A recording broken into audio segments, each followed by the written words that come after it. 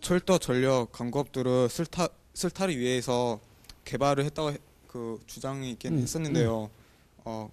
근데 우리나라의 그 현대화에서 그 긍정적인 효과가 무엇이 있는지 좀 알려주시면 안 되나요?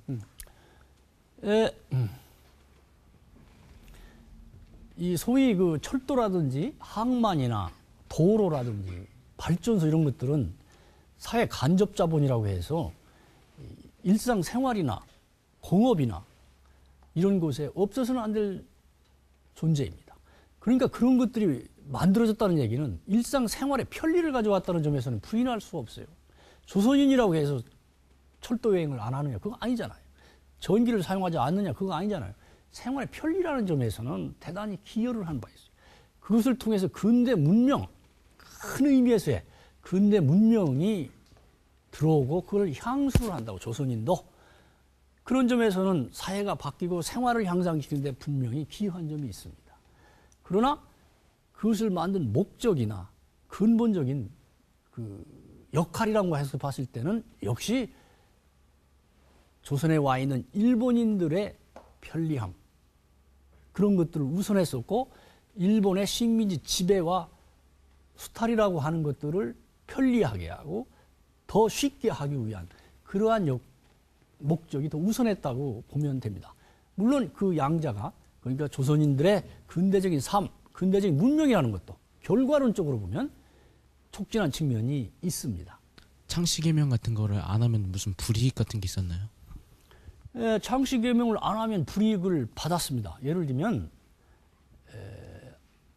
애들 학교에 입학을 시켜야 되는데 창씨개명을 안 한 경우 원서를 받아주지 않는다든지, 취직할 때 받아주지 않으면 그것처럼 큰 불이익이 없잖아요. 그러니까 그런 것들을 따를 수밖에 없고, 또 설령 창씨개명을 하지 않는다 하더라도 6개월 후 일정한 정해진 기간이 지나면 자동적으로 창씨개명이 되도록 했습니다.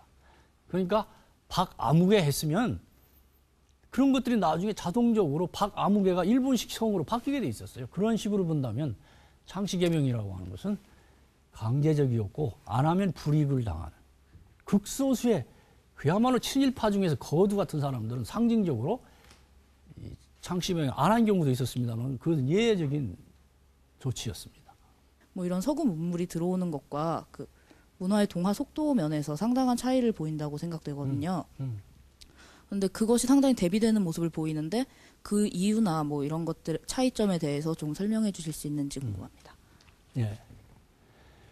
문화의 수용과 그걸 받아들여서의 변화라고 하는 것은 이 자발적인 것과 강제적인 것에서는 큰 차이가 있습니다. 이 동화 정책 중에서 신사참배 같은 경우는 어떻게 보면 신사 이런 것들은 우리 전통적인 미신이라든지 우리가 흔히 미신이라고 말할 때 말이죠.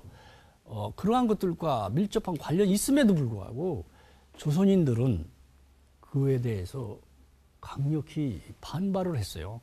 그런데 거기에는 신사에는 일본의 개국신화에 나오는 아마테라스 오미감이라든지 또는 조선을 식민지화하는 명치 천황을 모시는 신사라든지 이런 것들이 남산 한복판에 조선 신궁에 만들어지거든요.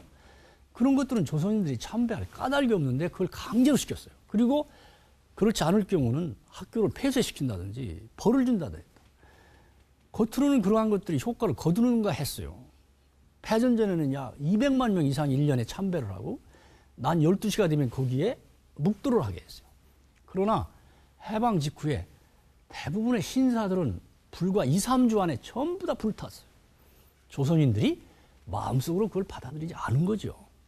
또 일본어 상용을 그렇게 강조했음에도 불구하고 패전 직후에 일본어를 해득할 수 있는 사람들은 20%가 채 안 됐습니다. 이런 것들 보면 그건 역시 학교에서는 일본어를 쓸지 모르지만 집에서는 한국어, 당신은 조선어를 썼다고 하는 그런 걸 보면은 이와 같은 그 강압적인 황국 신민화 정책이나 동화 정책 같은 경우는 결코 성공했다고 볼 수가 없습니다. 그러나 해방 이후에 우리가 서구 문명을 받아들인다든지 이런 것들은 그만큼 자발적으로 우리 적극적으로 수용하고 자기 생활에 대입해서 하려고 했었던 그런 것들이기 때문에 받아들이는 속도라든지 범위가 달랐다고 생각을 합니다. 일본의 한국에 대한 식민지 지배와 동원이라고 하는 것들은 오늘날까지도 그 상처가 깊게 남아 있습니다. 역사 인식을 둘러쓴 한일의 대립이라든지 또는 일본 위안부 문제 등이 아직도 한일의 현안으로 남아 있는 걸 봐도 그렇다고 생각합니다. 따라서 여러분들은 일본의 식민지 지배와 동원이 실제로 어떠했는가에 대한 인식도 분명히 하면서 그것이 우리들에게 주고 있는 그 역사 교훈이라고 할까? 이런 것들도 아울러 깊게 생각하는 그러한 기회가 됐으면 좋겠다고 생각합니다. 경청해 주셔서 감사합니다.